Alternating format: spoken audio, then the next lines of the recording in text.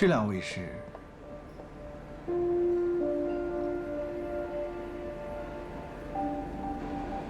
我来介绍一下，这两位是我大学同学的父母，这位是我老公，幸会。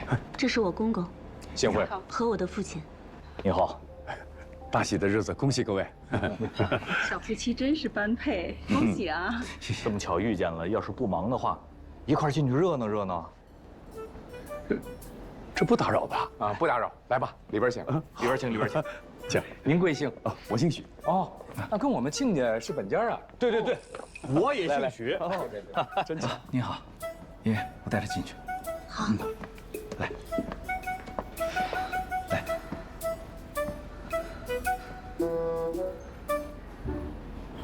谢谢爸爸，谢祝你们谢妈妈，俩幸福啊！谢谢谢谢马阿姨，谢谢。大家喝一杯，谢谢。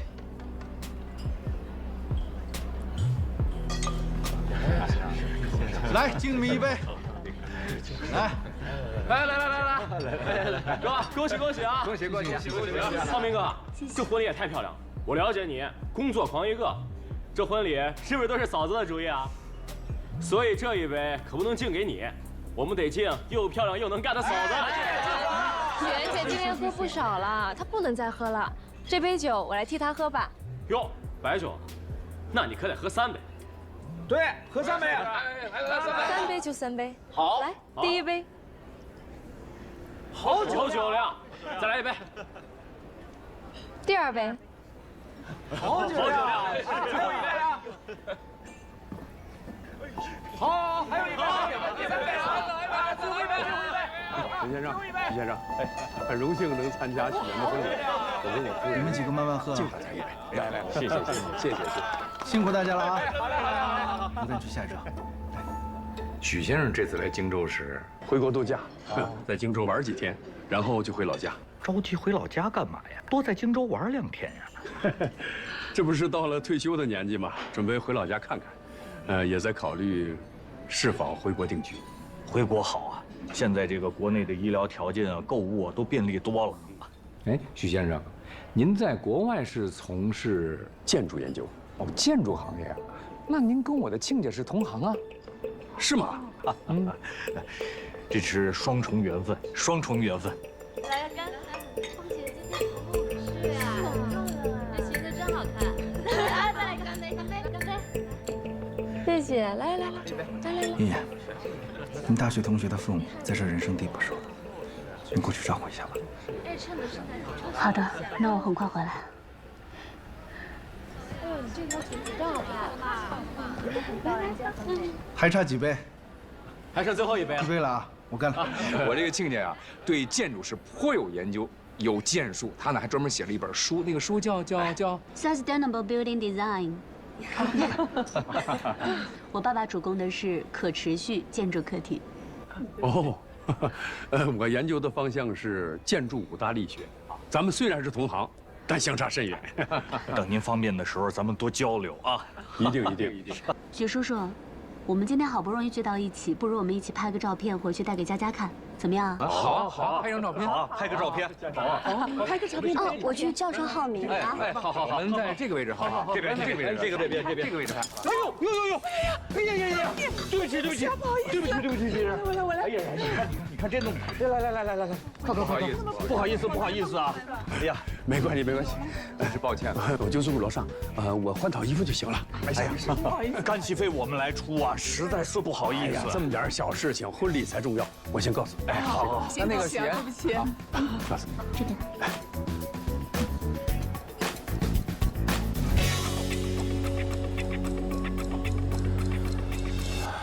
实在不好意思啊，要不然让他们准备一套新的鞋给你吧。不用，我楼上有，楼上有。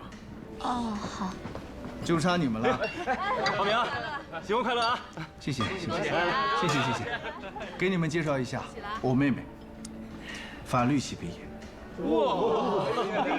还有我跟你们说，她还单身呢，主动点啊！这不是巧了吗？我跟浩明也是多年的朋友了，我也单身，交朋友。哎，浩明，你妹妹叫什么名字？方磊。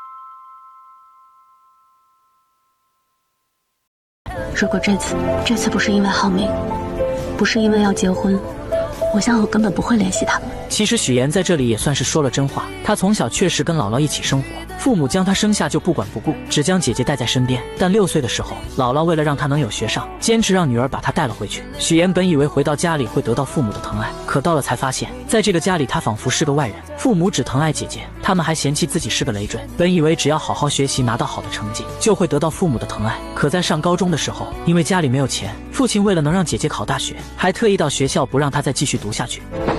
你凭什么不让我参加高考？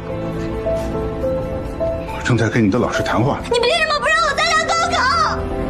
凭我是你爸，凭我是一家之主。任凭许岩怎么哀求，父亲就是无动于衷，还一个劲地说家里穷，让许岩懂点事。可许岩却不明白，明明自己和姐姐都是他们的孩子，为什么姐姐就能考大学，能得到他们全部的宠爱？为什么你们从小到大对我这么偏心啊？为什么好的都要人给小李？我难道不是你们亲生的吗？我究竟是什么坏孩子？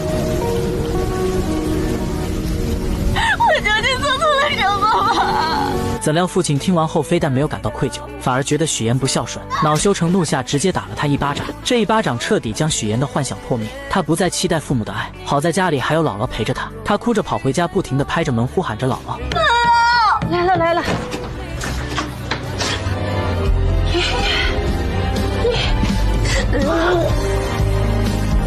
许岩抱着姥姥，发誓一定要让她过上好日子。自此后，许岩一边读书一边打工兼职，毕业后顺利进入了一家电视台当策划，但他的目的是当一名主持人，奈何没有人脉，只能一步一步往上爬。而没有背景的他成为主播的发泄筒。为了保住工作，许岩只能忍气吞声，但很快事情就迎来了转机。在一次采访中，他结识了一名超级富二代沈浩明，男人帅气多金又体贴温柔，见他很冷，直接关掉了空调，宁愿自己热得脱衣服也没有一句怨言。会议结束后，许岩因为发烧直接晕倒了，沈浩明赶忙将他接住。等许岩醒来后，看见了自己手上的卡通创可贴，心里顿时暖暖的。这是许岩除了姥姥以后第一个对他有善意的人，所以不免对眼前的男人产生了别样的感情。刚才护士拔针之后，我怕你积血流血，所以帮你贴了创可贴。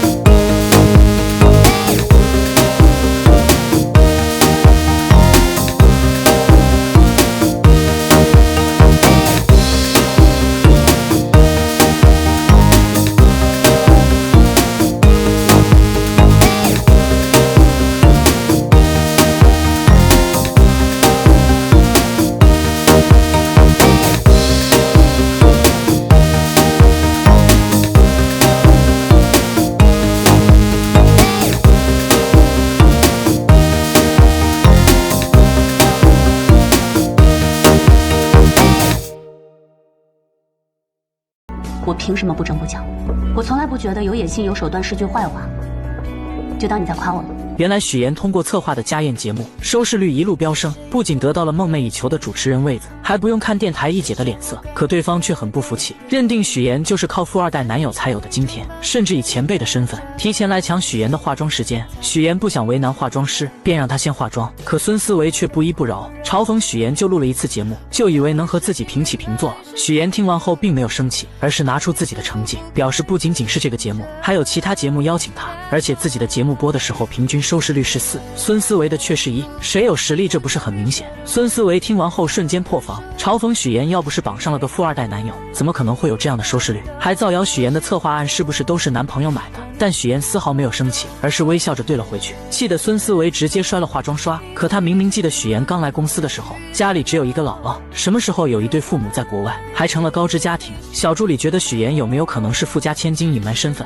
勤工俭学体验生活？毕竟她要嫁的还是建筑业的太子爷，身份肯定是经过调查的。但即使这样，孙思维还是对许妍的身世抱有怀疑。另一边，沈浩明来接许妍，许妍很是高兴，还让他帮自己选一下下一次节目的菜系。而沈浩明为了庆祝他成为主持人，特意挑选了一串珍珠项链给他戴上。但许妍却表示自己最想做的就是新闻主持。沈浩明听完后鼓励他，既然想要就努力去做。可许妍深知自己跟男友的出身不同，她根本不会体会到自己一路的艰辛。新闻主播竞争是很激烈的，更别说我这种从来没有播过新闻的人，难上加难的。对于别人或许很难，但对于你，我一直对你很有信心。我总觉得你可以把不可能化为可能。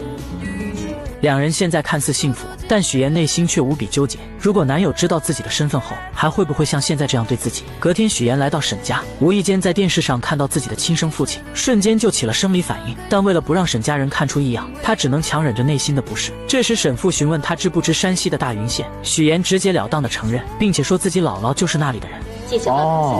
现在大云县发展的非常不错了，变化挺大的。另一边，乔家父母在县城里开着一家理发店，在他们眼里，许妍在比乔琳优秀，依旧偏心乔琳。我记得小的那个去上班了，你说有什么用？平时连个电话也没有，就逢年过节啊发一条信息，还是我们家琳琳好，安安心心的待在父母身边，那才是我们的小棉袄。与此同时，乔琳在上班的时候被骚扰，她忍无可忍，直接回击了过去，没想到反被对方倒打一耙，被抓到了警察局。最后还是男友将她接了回去，可回去后非但没有得到安慰，反而被男友父母一个劲的指责，觉得这件事闹到警局很是丢人，认为他就是个惹事精配不上自己的儿子，根本不给乔琳说话的机会。而乔琳的男友也是个窝囊的，两人在商量婚事的时候，男友一切听父亲的，将婚礼的花费细节全部都报给他，就连收的礼金不跟自己商量，都要悉数交给父母，甚至面对母亲对乔琳的诋毁也一句话也不说。此刻的乔琳再也忍不了，终于说出了自己想要说的话。阿姨，你有什么话就直说吧，你别在这阴阳怪气的行吗？我阴阳怪气的？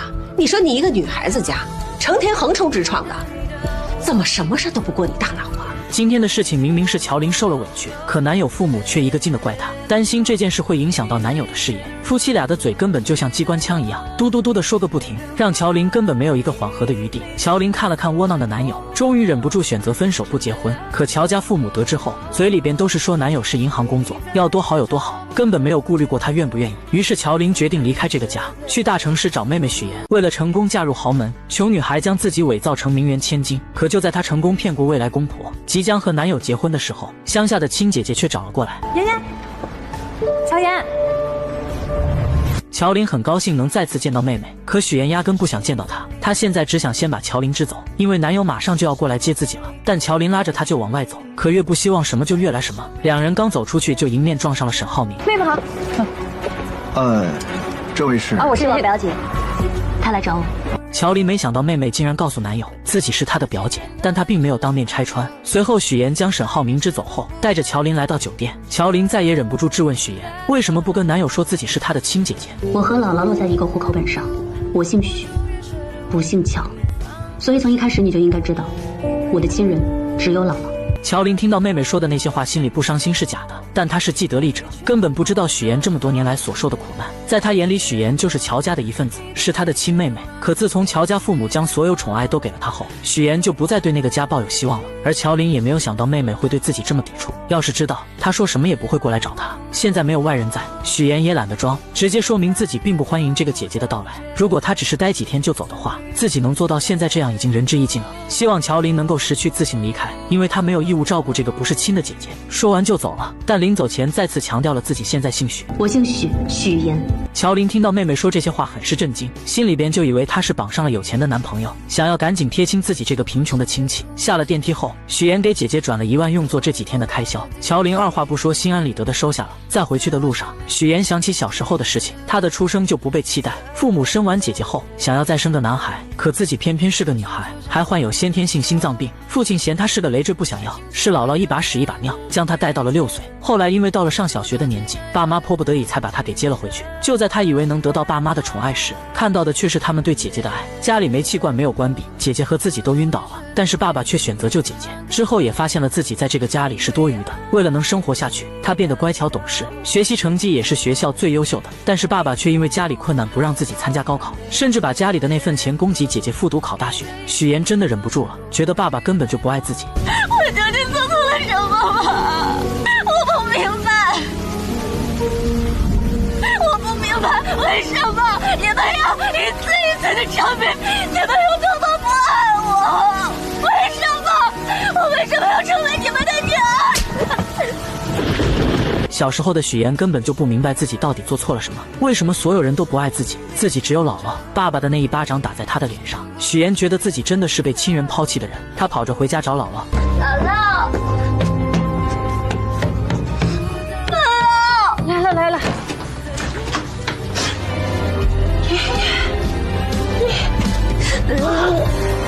其实姥姥也知道自己这个孙女受了很多的苦，就这样奶孙2个人相依为命过了很多年，直到渐渐长大，许岩还是不想回到那个令人痛苦的家里面。突然一通电话将许岩的回忆拉回了现实，原来是沈浩明邀请他来看自己培养的花。许岩听着沈浩明说，面前的这朵花因为一生只开一朵，所以说需要前期不断的经历挫折和打磨才能够绽放出更美的花。这让他觉得沈浩明就像自己要拼命绽放的花一样，自己无论付出怎样的代价，只要能跟他永远的在一起，一切都是值得的。可现实真跟他想的一样吗？这个绝对是他生命的绝唱。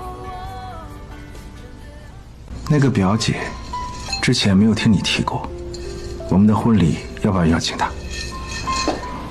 是远房亲戚，本来也不太熟，还是算了吧。让人万万没想到，许岩为了在即将到来的婚礼中隐藏自己的真实身份，竟狠下心将情同手足的姐姐乔琳说成是远房亲戚，还以各种理由认为婚礼不必邀请她前来。此时的远房亲戚正身处一间狭小且简陋的出租屋内，不仅将豪华的酒店给退了，还将许岩给的钱给退了。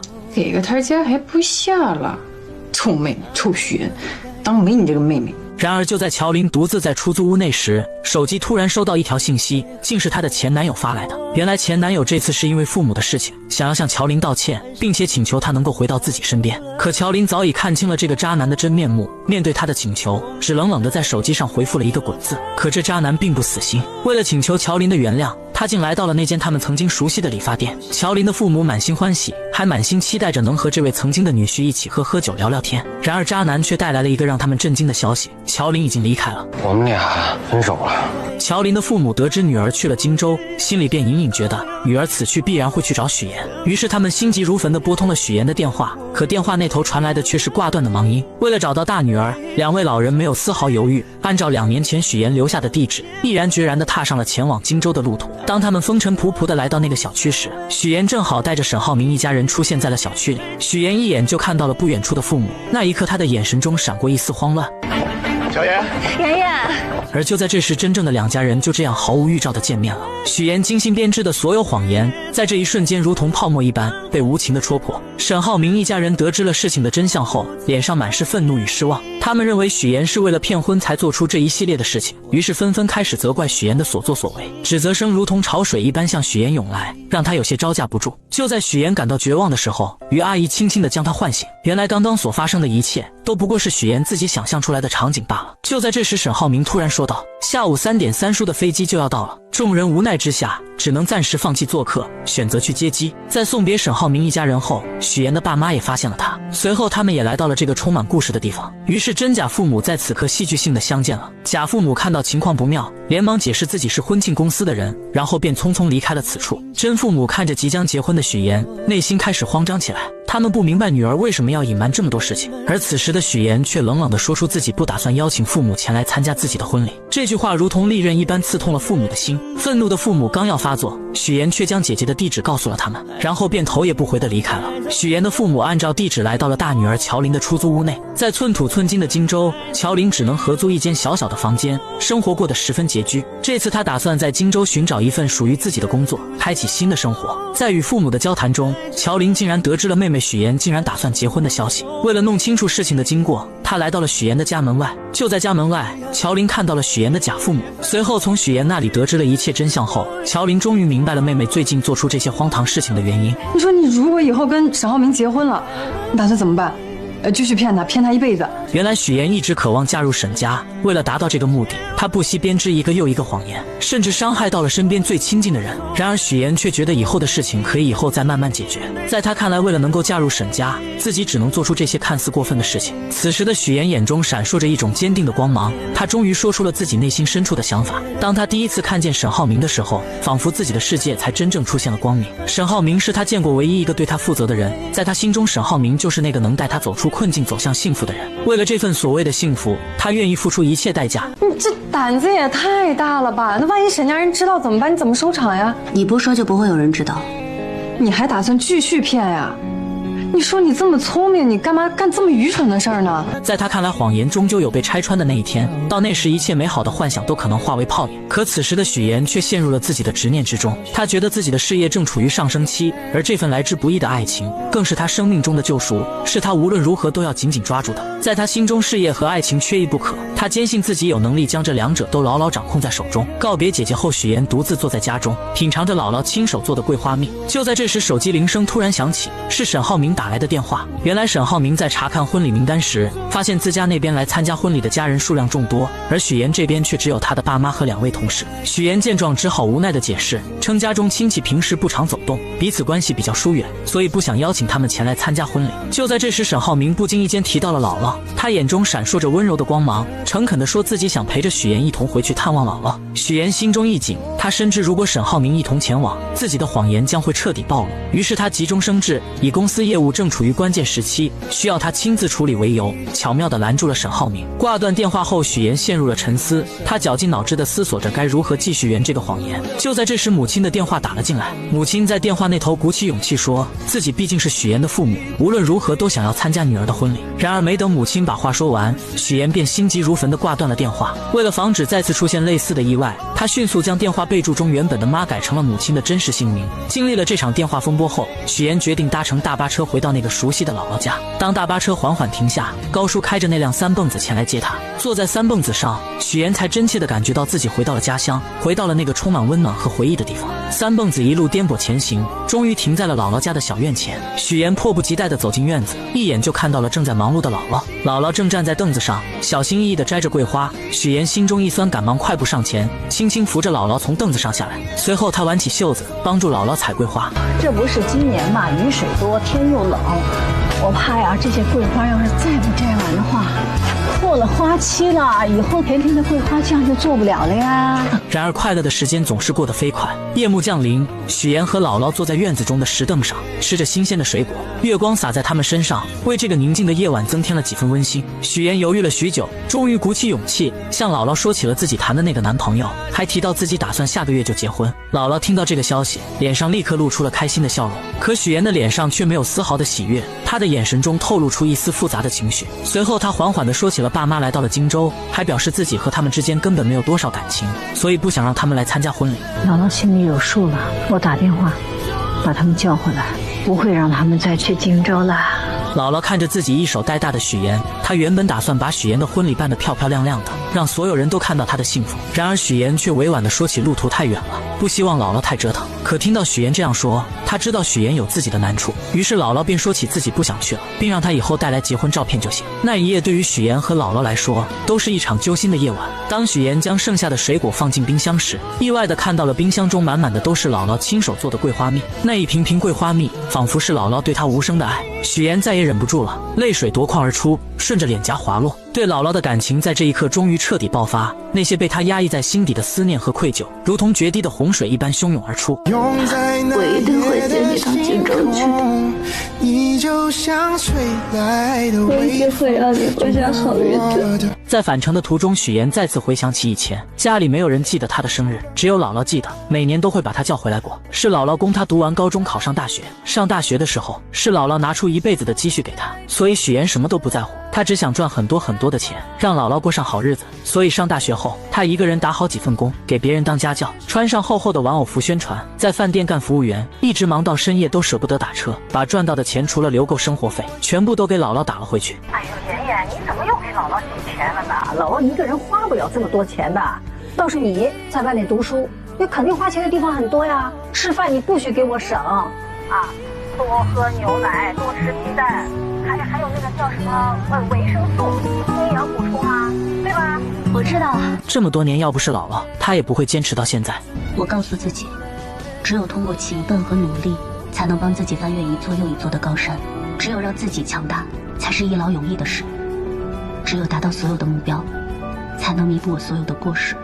回到荆州后，许妍的生活又迎来了新的变化。刚与她见面的沈浩明满心欢喜地送给她一颗20克拉的大钻戒。此时的许妍心中五味杂陈，她深知自己曾经为了某些目的撒下了谎言，如今必须要靠自己的力量去弥补那些过失，去报答那些自己对不起的人。第二天，沈浩明来到公司，意外地见到了一个老朋友方磊。陈总好，我叫方雷。接下来为您汇报178号地的风险评估报告。方磊身着干练的职业装出现在沈浩明面前，随后他开始有条不紊地给沈浩明介绍对于本次竞拍土地的看法。他的见解独到而深刻，让沈浩明不禁对他刮目相看。下班之后，沈浩明特意找上了方磊，他心中充满了好奇，便问起方磊为何一声不响地回国并来到自己的公司。方磊嘴角微微上扬，打趣地回绝了这个问题。接着他拿出了一张曾经大学时期沈浩明送给自己的衣服照片。你大二的时候在皮划艇大学生联赛上赢得了这件奖品，我说喜欢，你二话不说就送给我了，我超级开心。然而他们二人的举动却被一旁的许妍看得一清二楚。许妍发信息告诉沈浩明自己已经到楼下了。接到信息的沈浩明下意识地向方磊展示起手中的戒指，语气坚定地说自己准备结婚了，还表示有机会会介绍给他认识。说完他便匆匆告别了这位老同学。但很快许妍和方磊便迎来了再次见面的机会。许妍打听到方磊在学做菜，便也来到了厨房之中。他装作不经意的样子，说起二人似乎在金达集团见过。方磊微微一愣，随即露出了礼貌的微笑。你好，我是许妍。你好，我是方磊。我是沈浩明的未婚妻。此时的方磊也说起了他们家与沈家是世交，很久以前就已经认识了。许妍听后心中暗自警惕，她将方磊当成了潜在的对手，表面上却亲切地称方磊为妹妹。这看似友好的称呼，实则是在向方磊宣示着自己的主权。随后许妍看着方磊做好的沙拉，她便上前请求品尝一块。吃完后，她热情地邀请方磊去吃饭。在饭桌上，两人之间的火药味十足。方磊看着细心照顾自己的许妍，便说起在留学的时候沈浩明对自己的照顾。他还提到以后在公司可能还要麻烦沈浩明。那你把工作做好，就不会麻烦他了，对不对？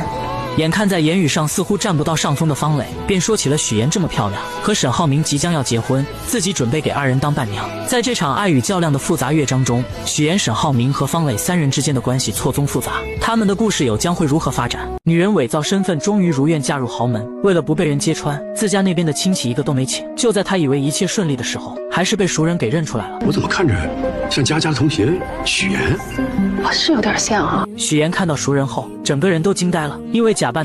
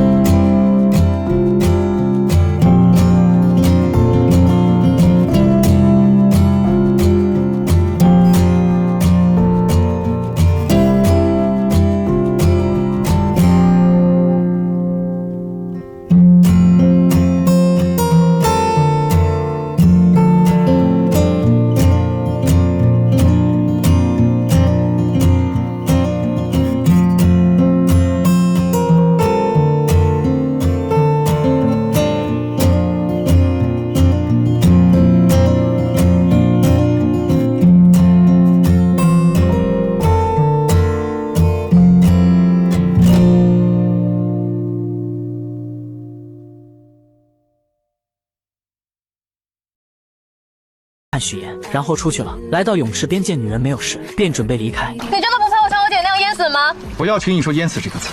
今天是我的婚礼，你这样闹有意思吗？两人在这里谈话，殊不知一切都被许妍看在眼里。陈浩明，我爱你。我已经结婚了，请你自重。你是说那个女人吧？你别以为她是什么纯情小白兔，她一见面就跟我装亲热装姐妹，不就是想知道我们什么关系吗？许妍就这样默默看着女人对沈浩明表白。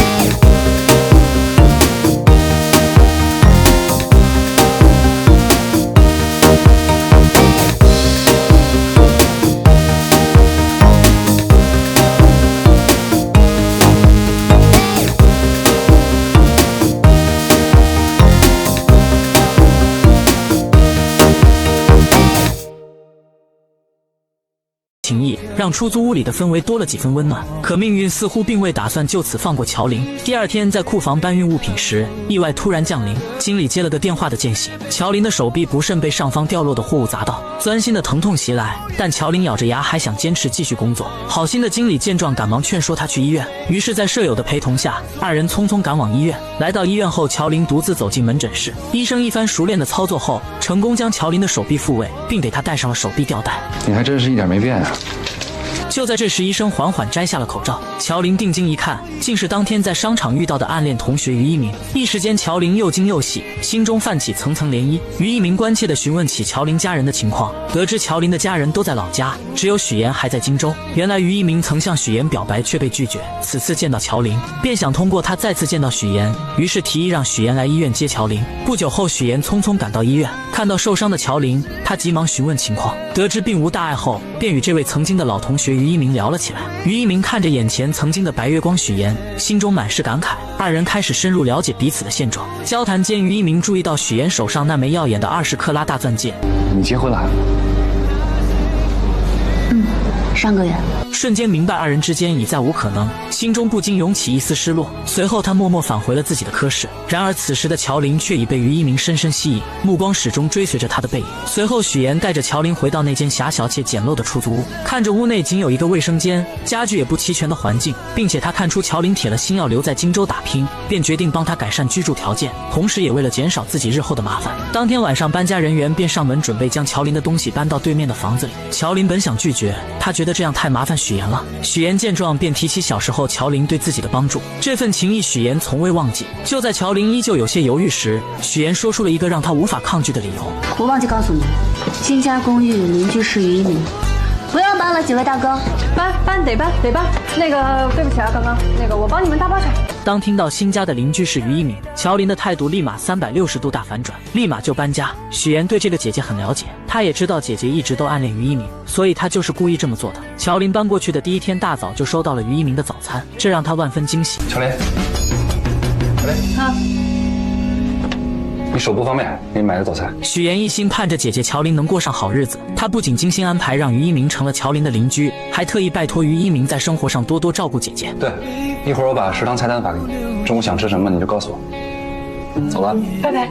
此刻的乔琳拿着手机专注地翻看着菜单，脑海里满是对未来生活的美好憧憬，却不知一场风波正悄然酝酿。另一边，许岩的前男友林涛正在家中遭受父母的严厉训斥。原来林涛父母得知乔琳的父母购置了一处门市房，便不假思索地认定那是用了他们给儿子的彩礼钱。老两口气愤不已，责令儿子立刻去把彩礼钱追回来。林涛无奈之下只得发消息给乔琳，却惊愕地发现自己的微信和电话都被拉黑了。走投无路的他只好前往荆州，去找已成为家宴主持人的许岩。当林涛赶到许岩之处，却被安保人员以没有证件为由拦了下来。他心急如焚，却又无可奈何，只能眼巴巴地望着里面，心中满是焦急与愤怒。而此时的许岩正和于一鸣在公司外面的餐厅见面。然而二人见面，一方面是为了感谢于一鸣对乔琳的照顾，另一方面于一鸣也希望能劝说许岩和乔琳缓解关系，让他们成为真正的姐妹。然而许岩心中有着自己难以言说的过往，那些经历如同伤疤，不愿轻易被人揭开。他打断了于一鸣的话，表示保持现状就足够了。就在这时，林涛竟意外找了上来。他看到许岩和于一鸣在一起，顿时怒火中烧，认定是许岩在背后捣鬼，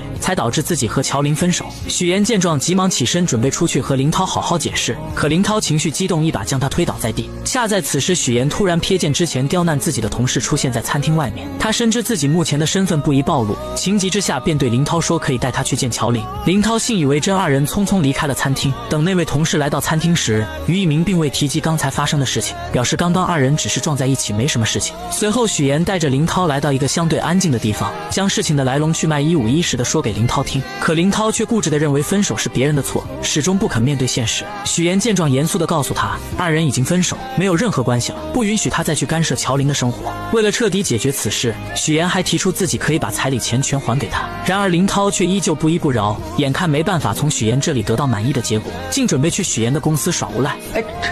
这准是彩礼的事吗？我要的是人。我不知道。不说是吧？那我就天天来，我上你们单位去要人，上你婆家去要人。你不是嫁得挺好吗？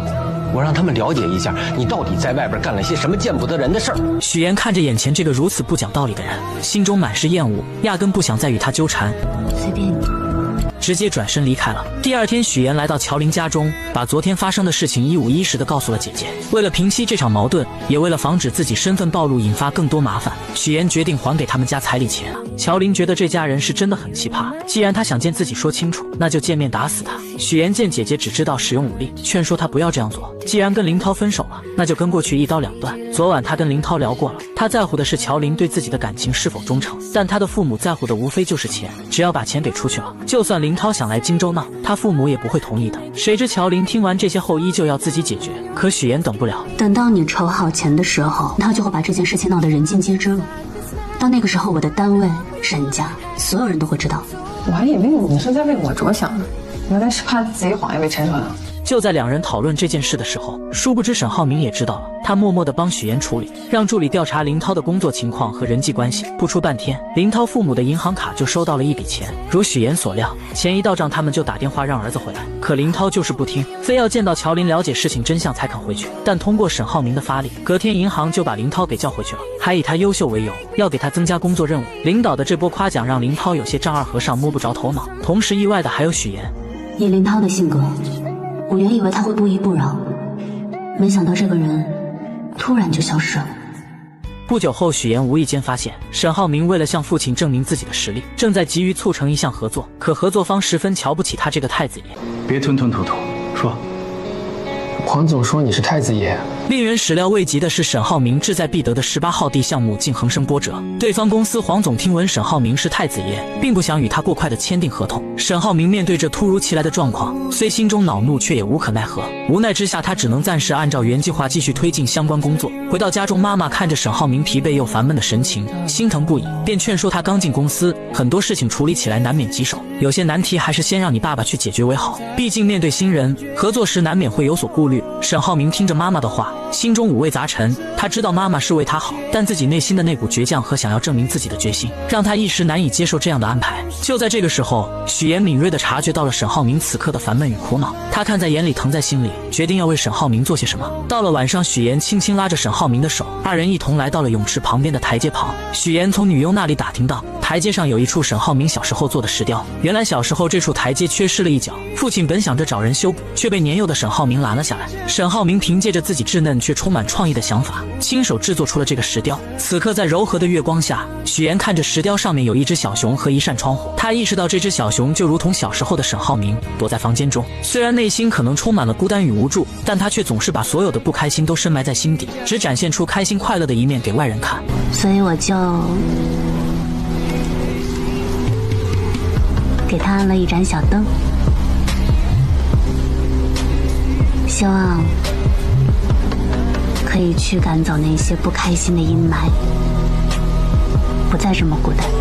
也就在这个时候，许言希望沈浩明能明白，真正的伴侣不仅能看到他的光芒，更能与他一同分担生活中的风雨。终于，浩明被许言的真诚和温暖所打动，那道一直紧闭的内心防线渐渐有了松动的迹象。他轻轻将许言拥入怀中，二人在这静谧的夜晚紧紧相依。为了帮助沈浩明解决18号地项目的难题，许言开始四处奔走，积极打听对方公司黄总的消息。经过一番不懈的努力和多方打听，他终于得知黄总为人十分古怪。原来黄总的老婆曾经身患重病，黄总不顾一切地放下所有的工作和生活，全心全意地陪着老婆四处看病。然而尽管他付出了所有的努力，倾尽了所有的心血，最终还是没能保住老婆的生命。这件事对黄总的打击极大，将他原本平静的生活彻底打乱。此后他的许多行为都变得十分奇怪。如今他在世上唯一的亲人，就只剩下在养老院的岳母于淑芬。于是一个计划在许言的脑海中逐渐成型。第二天，许言以捐款的名义精心准备后，成功来到了养老院。在与工作人员一番客套的交流后，他便怀着忐忑又期待的心情，准备前去见于淑芬。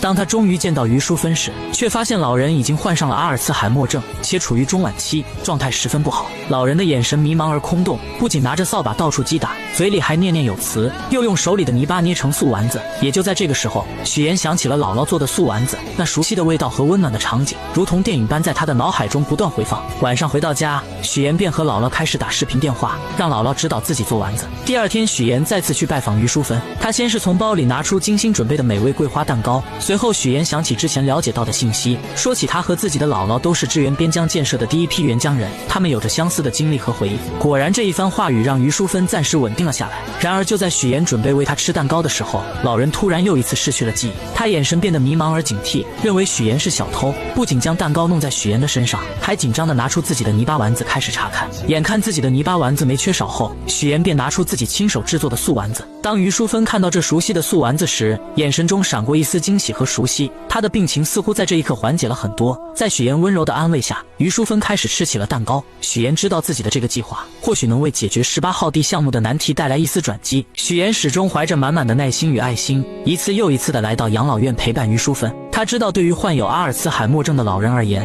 陪伴与关怀是治疗病情的良药。许妍日复一日来到养老院，陪于淑芬坐在电视机前，和她一起看着那些充满生活气息的电视节目。锻炼时间到了，许妍会和于淑芬一起做操。到了吃药的时间，许妍更是格外用心，想方设法看着老人把药吃下去。终于在许妍日复一日的悉心照料下，奇迹终于出现了。于淑芬的病情有了明显的好转，她那原本混沌的眼神中渐渐有了清晰的光彩，甚至还能清晰地认出这个一直陪伴在她身边的女孩。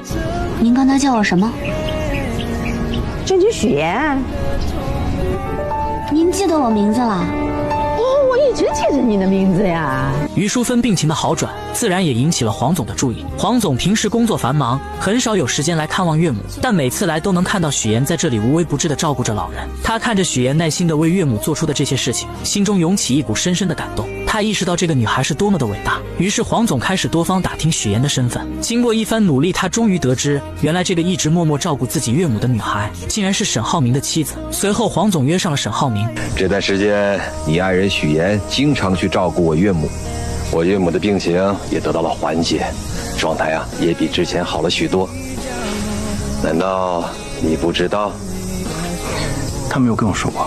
这次见面，黄总表面上说是想和沈浩明一起打球娱乐一下，然而随着交流的深入，话题逐渐转到了工作上。沈浩明敏锐地察觉到这是一个难得的机会，他开始有条理地分析起黄总公司目前面临的问题。他指出，如今黄总的公司正面临着明远集团的激烈竞争，在市场上处于十分被动的局面，而只有2家公司展开合作，才能整合资源，发挥各自的优势，完美解决当前面临的问题，让黄总的公司顺利进入核心的竞争圈，在激烈的市场竞争中占据一席之地。打完球一起吃个饭，到时候详聊。然而就在沈浩明和黄总为了合作事宜积极沟通的时候，一场意想不到的风波正悄然袭来。和许妍处处作对的孙思维对许妍充满了嫉妒和敌意。这天他从同事这里突然看到一则新闻，新闻上报道了一名女子利用假身份请演员先后和3个男人举办婚礼，从中骗取了巨额彩礼。这则新闻瞬间吸引了孙思维的注意力。就在他仔细看新闻图片的时候，突然觉得图片上的演员有些眼熟，他的脑海中立刻浮现出之前不久许妍结婚的场景。当时许妍在整个公司只邀请了主任和一位闺蜜参加婚礼，这让孙思维一直心存疑虑。此刻这个念头如同野草一般在他心中疯长起来。于是孙思维来到主任的办公室，他手里拿着一盒茶叶，脸上堆满了虚伪的笑容，说是来给主任送茶叶的，实际上想要得到主任手机中的照片。他装作不经意地和主任聊起天，然后表示自己想要看看许妍婚礼的布置，说是想为自己以后结婚做打算。主任没有多想，便把手机递给了他。孙思维接过手机，装作认真查看的样子，实际上却在悄悄地将照片传到自己手机上。得到照片后，他迫不及待地开始对比刚刚看到的新闻。果然他发现照片上的2个人竟然出奇的相像。此刻许妍的父亲是演员的事情暴露无遗，孙思维觉得这是一个绝佳的机会，他立刻找到了自己多年来一直联系的狗仔，在狗仔的指引下，成功找到了许妍的假父亲。孙思维和狗仔气势汹汹地来到假父亲面前，准备拉着他上车，想从他口中套出更多关于许妍的秘密。然而这位假父亲显然不愿意配合，他皱着眉头，一脸不悦地表明自己根本不认识许妍，还强调自己压根都不姓许。他试图挣脱孙思维和狗仔的拉扯。你别着急，我现在不需要你承认什么。我们既然能找到你呢，肯定就不是毫无根据的喽。合作一下吧。他带着小助理找到假扮许妍父亲的高亮杰，威胁他配合自己，想着在台里推举财经主播的时候给许妍致命一击。一切准备就绪后，他来到许妍面前说了许多奇奇怪怪的话。你放心，我的这个样片绝对真实，而且足够震撼。他的话许妍并没有在意，而是时刻准备自己竞争财经主持人。他的表现极为出色，评委们很是满意。隔天孙思维特意邀请许妍做自己节目的嘉宾，许妍不知道他的葫芦里到底卖的什么药，并没有答应。可就在这时，主任出来助攻孙思维，无奈之下许妍只好答应。节目开始后，孙思维先是向大家讲述了最近骗取高价彩礼的那个新闻，接着又请来了高亮杰。许妍看见他的那一刻很是惊讶，孙思维看见后觉得自己稳赢。他打开许妍婚礼的照片做对比，还不停地质问2人之间的关系。请问你们是什么关系？照片上的这个人是不是你本人？你是不是许岩的假冒父亲？请你正面回答。许岩见状站起来，把事情的焦点转移到两人的竞争之上。所有人都明白孙思维的能力不行，是他羡慕嫉妒自己，所以才请人来陷害他。可孙思维看着许岩慌张表情，料定自己挖到的就是王牌。照片上的这个人是不是你？你到底有没有假扮许岩的父亲？看着孙思维在那里犀利的说话，在座的同事们也有一点震惊，此刻都在下面小声的议论。一时之间，许岩的身份就这样被大家怀疑，他也顿时被推到了风口浪尖上。而孙思维看到许岩有点慌张的样子，觉得自己这个王牌简直是太炸裂了，看到对方反应不过来的那种表情，更是到达了制高点的高兴。可他万万没想到事情会迎来反转，高亮杰临时变卦，不是，那人不是我。高先生，您这儿有块胎记对吧？啊，对，我这儿有胎记，你看，这儿。